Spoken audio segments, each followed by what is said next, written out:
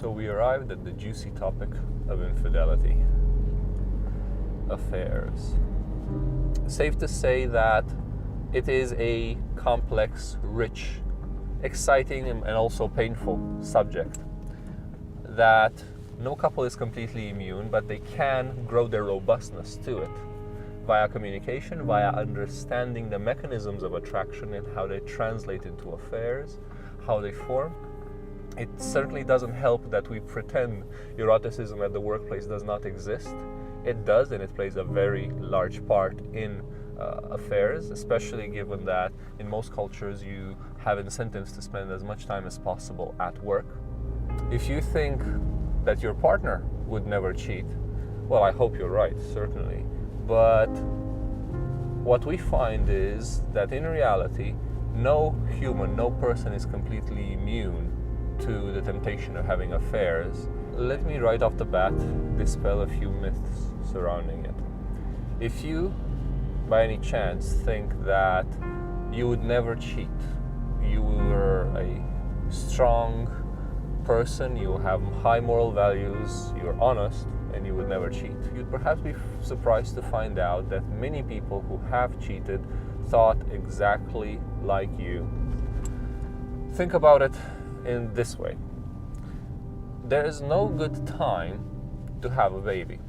If you were completely selfish, you would never choose to have a baby, because whenever you do choose to have a baby, a lot less time is available for your own enjoyment.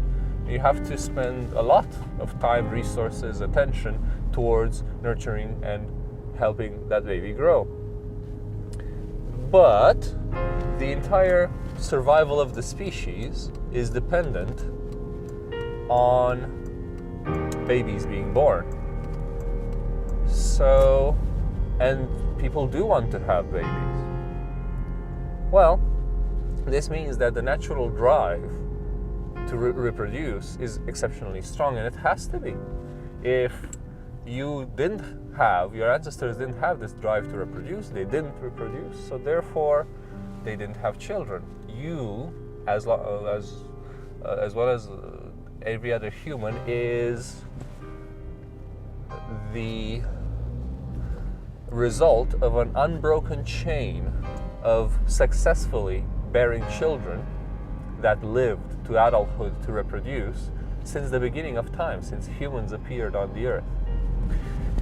So it stands to reason that in certain circumstances the drive to reproduce is very, very strong, and we think affairs link into that, because not only do you want to reproduce, it's not even the idea of having children, is that just the erotic pleasure that you get from sexuality.